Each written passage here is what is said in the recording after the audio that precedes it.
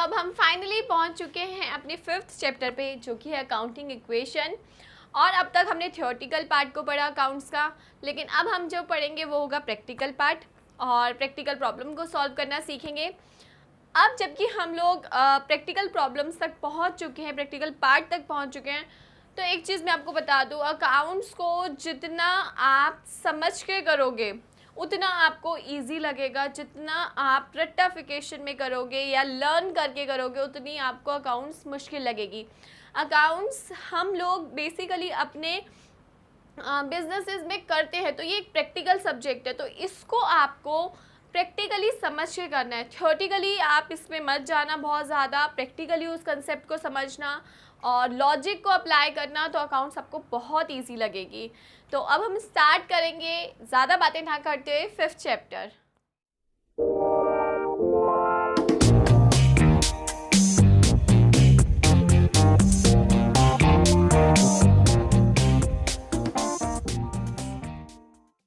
तो अब हम स्टार्ट करेंगे अकाउंटिंग इक्वेशन। अकाउंटिंग इक्वेशन आखिर है क्या?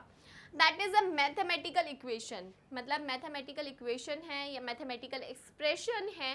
किस चीज़ का एक्सप्रेशन है? आपके अकाउंट्स का, which show assets equals to liability, जो ये शो करता है कि बिजनेस के एसेट्स बिजनेस की लाइबिलिटी के इक्वल होते हैं, यानी कि आपके टोटल एसेट्स आपकी टोटल लाइबिलिटी के इक्वल होते हैं। लाइबिलिटीज़ को हम टोटल क्लेम भी बोलते हैं, ठीक है। अब कैसे इक्वल होते हैं? देखिए, सबसे पहले इक्वल जो होते हैं बच्चे, वो इस वे में होते हैं कि आपकी हर एंट्री के 2 एस्पेक्ट्स होते हैं।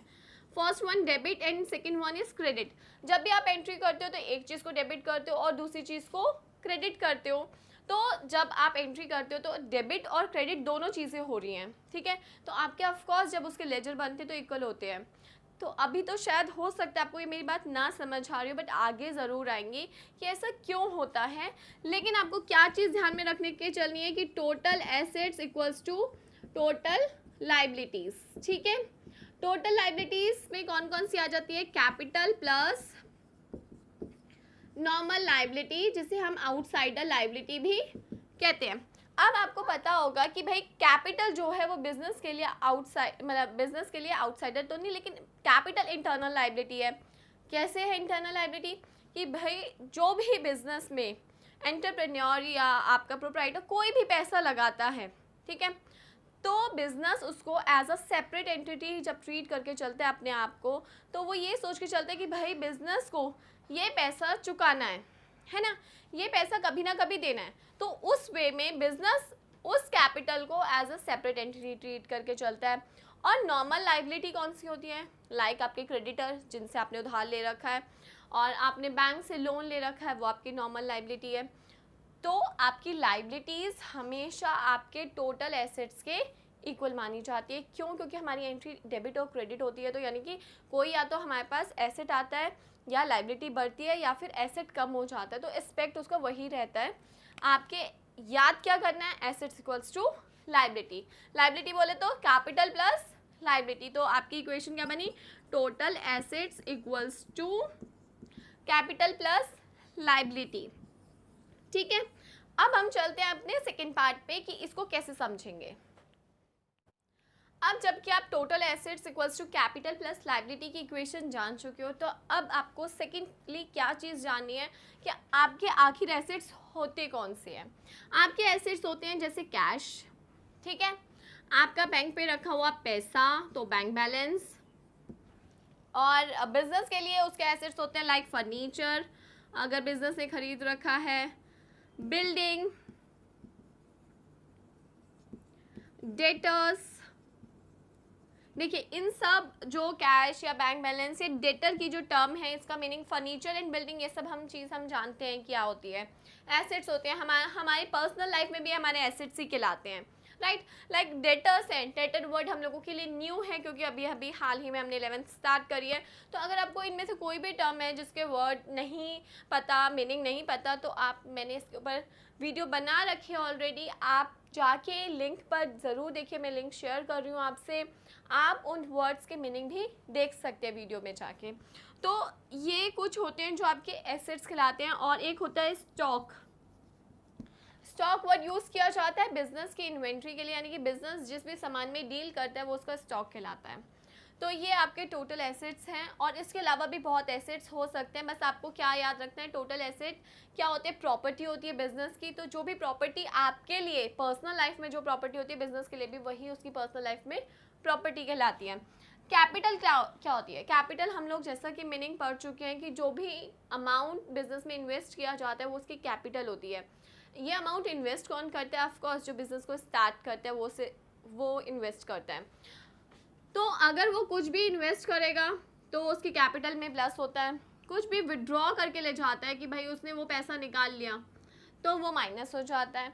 इसके अलावा कैपिटल में और कौन सा पार्ट आता है, अगर वो ड्राइंग्स करता है तो हमारी कैपिटल कम हो जाती है। ड्राइंग्स मतलब अगर उसने कोई भी अपने बिजनेस में से पर्सनल पैसा निकाल लिया तो वो उसकी ड्राइंग कहलाती है। लाइक अगर आप अपने बिजनेस में कुछ पैसा लगाते हो 1 लाख 2 लाख 3 लाख वट और 50,000 आपने किसी वजह से अपने पर्सनल यूज़ के लिए निकाल के ले गए, तो ऑफकोर्स बिजनेस में से आपने पैसा निकाला तो आपकी कैपिटल रिड्यूस हो गई, और उसको हम किस नाम से जानते हैं, ड्राइंग नाम से जानते हैं। ठीक है, इसके अलावा आप पढ़ोगे लाइबिलिटीज़ कौन कौन सी होती है। देखिए बिजनेस के लिए आउटसाइडर लाइबिलिटीज़ होती है, जैसे उसने लोन फ्रॉम बैंक, ठीक है, लोन फ्रॉम बैंक, अगर उसने बैंक से कोई लोन ले रखा है वो उसके लिए लाइबिलिटी है। क्रेडिटर उसके लिए लाइबिलिटी है। क्रेडिटर हमें पता है क्यों कौन होते हैं, क्रेडिटर जिनसे बिजनेस ने उधार पे पैसा ले रखा है या जिनसे बिजनेस ने उधार पर सामान ले रखा है तो वो आपके क्रेडिटर्स कहलाते हैं। तो इस चैप्टर को स्टार्ट करने से पहले ना आपको ये चीज़ें जाननी बहुत ज़रूरी थी जो मैं चाहती थी कि मैं आपको बताऊं। तो हम अब जान चुके हैं कि हमारे एसेट्स, कैपिटल, लायबिलिटी क्या होती है। इसके अलावा भी बहुत सारी चीज़ें जब हम क्वेश्चंस करेंगे तो आएंगी, वो मैं उसके साथ के साथ बताऊंगी। तो अब हम इस चैप्टर को जल्दी से स्टार्ट करेंगे। तो अब इसके प्रैक्टिकल पार्ट को सॉल्व करेंगे हम, जिसके लिए हमें सबसे पहले इसका फॉर्मेट समझना ज़रूरी है। इसमें सबसे पहला कॉलम जो है वो है नंबर का, क्योंकि आपको बहुत सारी ट्रांजेक्शन्स गिवन होती है, 8 से 10 हो सकता है 15 ट्रांजेक्शन हो, तो नंबर का कॉलम है जिसमें आप सीरियल वाइज इसके नंबर लिखते जाते हैं ट्रांजेक्शन के। सेकेंड कॉलम आपका ट्रांजेक्शन का आता है, यानी कि आप ट्रांजेक्शन लिखते हैं कि आप कौन सी ट्रांजेक्शन कर रहे हैं।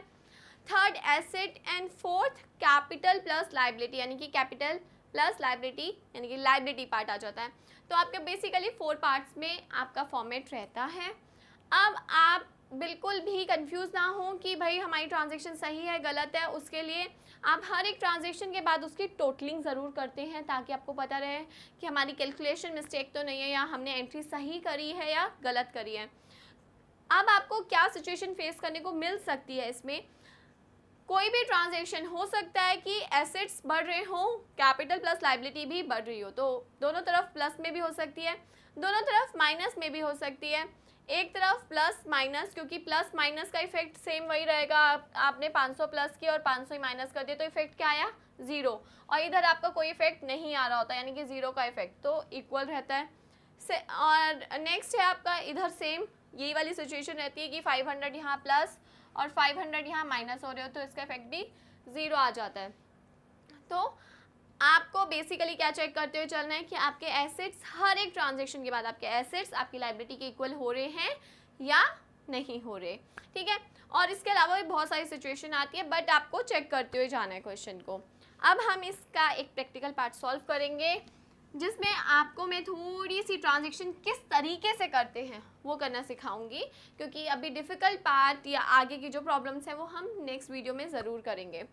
तो फर्स्ट है जब भी बिजनेस में सबसे पहले क्या चीज़ है जो लगाई जाती है, पैसा यानी कि कैपिटल। तो जब भी बिजनेस में कैपिटल लगाई जाती है वो बिजनेस में किस रूप में आती है, वो आती है बिजनेस में कैश के रूप में। एंट्री थी commence business with cash ₹1 lakh, आपके पास एक तो कैश आया, सेकेंड बिजनेस में कैपिटल आई, एसेट्स के रूप में कैश 1 लाख आ गया और कैपिटल के रूप में 1 लाख इक्वल है, ठीक है। सेकेंड एंट्री है फर्नीचर परचेज इन कैश। जब भी आप फर्नीचर परचेज करते हो तो बिजनेस के पास क्या आता है, फर्नीचर। आपने एक नया हेड बना दिया फर्नीचर का जिसमें आपने 20,000 का खरीदा है तो 20,000 प्लस कर दिए। अब आपको ये देखना है कि उसके आने से आपके पास से क्या जा रहा है, या तो कुछ कैश जा रहा होगा या आपकी लाइबिलिटी बढ़ रही होगी, या तो उधार पे खरीदा होगा या कैश में। यहाँ पे हमने फर्नीचर कैश में खरीदा है तो कैश आप रिड्यूस कर दोगे, तो एक चीज़ माइनस हुई, दूसरी चीज़ प्लस हो गई। इसका इफेक्ट यहाँ पे कुछ भी नहीं आया, क्योंकि हम ना हमारे कैपिटल में फ़र्क आया ना ही लाइबिलिटी में आया। तो इसका इफेक्ट क्या होगा, 1 लाख कैश में से 20 गया, रिमेनिंग कितना रहा 80, फर्नीचर 20,000 का आ गया हमारे पास, कैपिटल हमारे पास 1 लाख एज इट इज़ रही। अब हम करेंगे थर्ड ट्रांजेक्शन, जिसमें है कि परचेज गुड्स ऑन क्रेडिट ₹10,000। सबसे पहले आपको क्या ध्यान में रखना है कि आप क्या खरीद रहे हो, गुड्स खरीद रहे हो। गुड्स के लिए हम स्टॉक बनाएंगे, स्टॉक हेड बना लिया। ऑफ कोर्स जगह थोड़ी सी छोटी हो गई इसमें, तभी हम लोग इस क्वेश्चन को हमेशा लैंडस्केप में करते हैं ताकि हमारे सारे हेड्स आ सके हमारे रजिस्टर में। तो स्टॉक आपके पास आ जाएगा कितने का, 10,000 का, ठीक है। और आपने वो स्टॉक क्या कैश में खरीदा, नहीं, तो कैश तो कुछ कम नहीं हुआ, लेकिन हाँ हमने क्रेडिट पे खरीदा है तो हमारे क्रेडिटर आ गए 10,000 के, तो आप क्रेडिटर का हेड बना लेंगे 10,000 का। फिर आप इसकी टोटलिंग करेंगे, आप देखेंगे कैश एज इट इज़ 80,000 रहा, फर्नीचर 20,000 ही रहा, स्टॉक 10,000 का बढ़ गया, कैपिटल हमारी 1 लाख प्लस क्रेडिटर हमारे 10,000, तो दोनों साइड की टोटलिंग कितनी आ रही है, 1 लाख 10, यानी कि अभी तक हम सही चल रहे हैं। नेक्स्ट ट्रांजेक्शन है जिसमें आप गुड्स को बेच रहे हो, सोल्ड गुड्स कॉस्टिंग ₹2500 फॉर ₹4,000। इसको थोड़ा ध्यान से समझना, आप 2,500 की चीज़ 4,000 में बेच रहे हो, ठीक है। आपका कॉस्ट, आपके सामान कितने का जा रहा है, आपका सामान जा रहा है सिर्फ 2,500 का, तो आपके स्टॉक में से 2500 लेस हो गए, ठीक है। आपको, आपके पास कैश कितना आ रहा है 4,000 आपने ऐड कर दिया। अब आप बताइए 2,500 का सामान आप 4,000 में बेचेंगे, प्रॉफिट है कितने का, 1,500 का, 1,500 आपके कैपिटल में ऐड हो जाएगा। कोई भी प्रॉफिट, कोई भी लॉस जो भी बिजनेस को होता है वो बिजनेस के ऑनर को बियर करना पड़ता है, तो उसके कैपिटल में उसकी एडजस्टमेंट करी जाती है, ठीक है। तो आप यहाँ पे देखोगे 84,000 आपके पास कैश हो गया, फर्नीचर में कोई चेंज नहीं आया, स्टॉक हमारा लेस होकर 7,500 हमारे पास रह गया, कैपिटल हमारी 1,01,500, क्रेडिटर एज यूजुअल हमारे 10,000 के ही रहे। तो हम यहाँ पे देखेंगे कि हमारे जो दोनों साइड का टोटल आ रहा है वो आ रहा है 1,11,500, तो सेम आ रहा है, तो यानी कि अभी तक हमने सही किया है। इसी तरीके से बहुत सारी आपको ट्रांजैक्शंस मिलेंगी और मैं कुछ आगे क्वेश्चन सॉल्व भी कराऊंगी जिसमें मैं आपको समझाऊंगी कि उसका क्या इम्पेक्ट आता है। लेकिन आपको सिर्फ ये चीज़ ध्यान रखनी है क्या चीज़ आ रही है, उसके अगेंस्ट अगर लाइबिलिटी रेज हो रही है लाइबिलिटी साइड लिख दीजिए, कोई आपका एसेट कम हो रहा है एसेट कम कर दीजिए, तो आपको ये क्वेश्चन बहुत ईजी लगेंगे।